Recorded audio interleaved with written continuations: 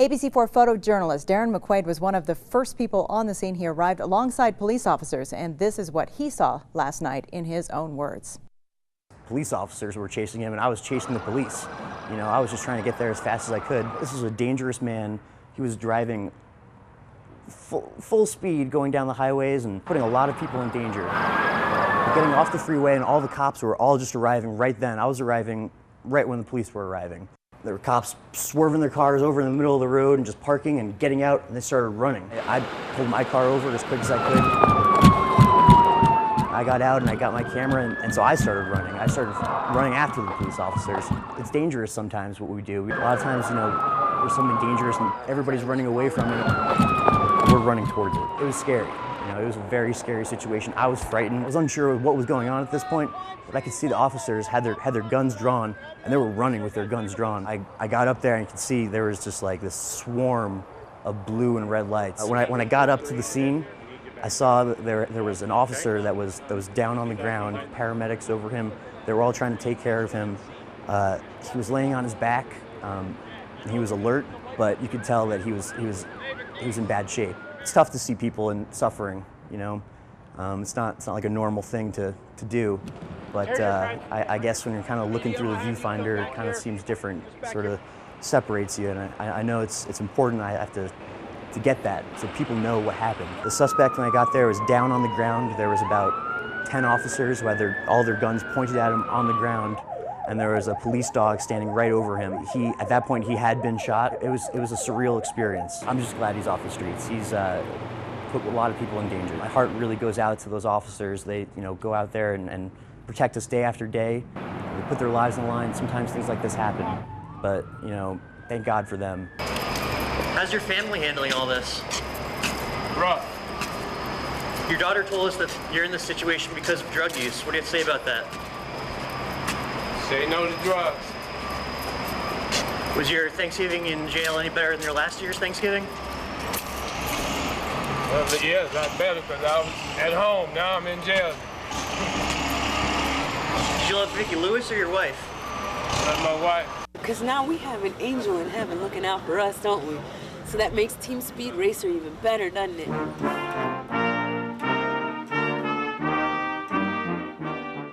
Freedom comes with a sacrifice. I screamed and I dropped to my knees and I just begged God that it not be true. I have 4 boys, and if you lose one, it's like losing 4. The realization that he's never coming home. You know, we shared tears, bloodshed, everything. We know that it's only a picture now, and that we carry him in our hearts. I believe that hole can never be filled. Just think of the good times. It's really, that's all that comes to mind. I mean, those were 2 great men, and I love working with them. You know, and I love spending time after work with them. I told him that I was the proudest mom that was on the face of this planet right now. And then I really hope he knew how much I loved him. I try to tell him every day. I'll miss him forever until I meet him again. You know, we're holding down the fort for you. We have 4 kids, so, you know, I just have to keep going for them.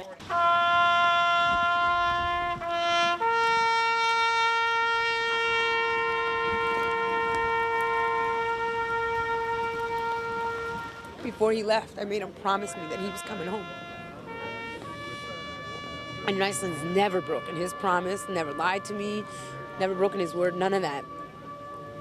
And I guess I used to think that he broke it because he didn't come home, but he's home now. He's home now. Well, I learned anytime you see markings like these, you are standing in an area where a gang member has marked their territory. And you can tell by their graffiti what gang you're dealing with and what they're about. We're from the same neighborhood. Yeah. See all this in around here. You gotta stick together. Is that the neighborhood where everybody wears blue and black? Yeah, that blue same and black. neighborhood? Blue and black.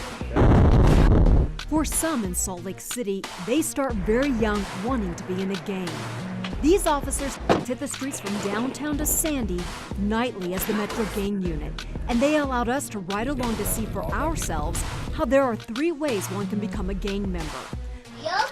Some are born in, others will be jumped in, as seen in this beating put on YouTube of a gang initiation in Rose Park. Or the 3rd way is to crime in. They can go target just your normal, run-of-the-mill citizens within the valley. And officers say a very common way to crime in is the home invasion where any family can become a target. In March, a home invasion in Ogden led to a 12-year-old girl being choked. Earlier that month, 2 more violent home invasions happened in both West Valley City and South Salt Lake. Property crime, stealing, is huge. A lot of our stolen cars here in the valley are tied to gang members. You're seeing a lot of the white supremacist gangs here in Utah that are responsible for a large majority of the check frauds, counterfeiting, and your paper crimes. And they are all tied to this: red, blue, black, green, and orange. Big boxy letters and scribbles. It's a tagging feud going on because they're crossing each other off. Detective Jake Burton shows us the long row of graffiti marking one wall along a Trax train stop in South Salt Lake. It's the same kind of markings on a wall right outside of a home where one informant is being used to purchase drugs from a known gang member. That's crystal methamphetamine right there. Selling drugs is how the gangs make their money. And finding those willing to do the selling is what takes gangs into the schools, where they look for young recruits, those kids who seem out of place and are looking for acceptance. I'm not ashamed. No? You think I would do this if I was ashamed? Hell no. Do you think your mother would be proud of you? My mother? Come on now, don't bring my mother into this. Several officers surround this young group sitting in front of an apartment complex in Midvale. They flash their La Primera gang signs for the camera. Symbols of friendship, symbols of careness. This group of 14 to 17-year-olds are already planning their first tattoos. Why there? Because it looks like a cool spot to tattoo. They will one day be the very markings Come on, man. Step out of the car, man. cops will use Put your legs. Father. to identify known gang members. This man goes by the name Oscar and the nickname Spooky. The Inked on 13 says he belongs to the Sureños gang that began in LA. The TMC is an acronym telling police he's a member of the gang's breakoff known as the Magician's Crew. Everybody's scared of me. I don't want them to be scared of me. I want them to be, I just want respect, you know? Oscar says he's made his way to Salt Lake City from Los Angeles in search of a quieter life. I got tired of getting shot at and being chased. How many times have you been shot at, man? I lost count. Really? Yeah. He's like so many others roaming Utah's streets. There are 50 documented gangs in Utah with approximately 3,000 members. A lot of your gangs are started in the prison, as this one did, and they segregate in the prison for power and for protection. And once they're released, it is up to the gang unit to keep an eye on them. During several ride-alongs, we watched as officers work to be proactive, not reactive, looking for any signs of potential trouble and suppressing it before it happens. Bunch of marijuana. But the amount is not large enough to warrant an arrest, but it is enough to alert this unit to keep track of Oscar. They will enter him in their database. Why we have a gang in it is to document them for the court process, to be able to identify them, be able to come in contact with them to say, hey, you know, when they go to court, for the most part, they can be a completely different person in court. Some trying to conceal a life they're choosing to live. I see him! I see him! He's right there! Oh my God! Families wait anxiously for Camp Lejeune Marines to get home from a 7-month deployment. And when those buses pull in, there are no words to describe the excitement. The Heroes' Homecoming starts early with Marines unloading equipment by land, by air, and by sea. Even though the Marines and sailors who just docked are ready to see their family and friends, there's a lot of work left to be done before that anticipated reunion. Turning in weapons, making sure we have accountability of everyone's gear, making sure everyone has a barracks room, and then getting to see the families. 4-year-old Finley McAllernan is excited to welcome Dad home and help the Marines get situated on the ground. You got two guns? Lieutenant Luke Crumley says the anticipation grew stronger as the ships got closer to dock. There were a lot of countdowns, a lot of, you know, this is our last meal, this is our 50th meal till we get home. And once they hit the beach, they hit the buses for some more counting. 48, 49, 50, 51. As the buses inched closer to their waiting families, pure excitement and butterflies. You turn the corner over there and you see the whole crowd and you just think this is actually happening, and it's been a long 7 months. Lieutenant John Hambley is greeted by his fiancée, sister, and parents. This is actually my first deployment. Most of the guys I've been with have been to Iraq 1 or 2 times, and so they're pretty used to it. This is our first time, so it's a very strange experience coming back. Strange, but exciting for families like the Lowers. Noelle has to think about how she'll introduce her husband to the daughter he's only seen pictures of. I think it's just gonna come be like, here, look, this is Annabelle, she's real. Annabelle is real, and so was the tangible emotion of Lejeune's big welcome home. Getting off and seeing not only your family, but also everyone else here to support us, I think it's truly satisfying. Reporting aboard Camp Lejeune, Carly Swain, News Channel 12. My name's Trooper Martinez. The reason I stopped you is I noticed that you were out of your lane. You came back into your lane. Oh, sorry, I was adjusting my radio. What began as a night looking for drunk drivers quickly escalated. They're racing over here. When this trooper spotted street racing. I have 3 vehicles racing. I think I have a group that just passed me. They're going to try to block traffic and do it again. Under the cover of darkness in a sea of flashing red and blue lights, one driver was caught. Could I get your driver license, registration, proof of insurance? This your car? Yeah, that's my wife. It's your wife's car?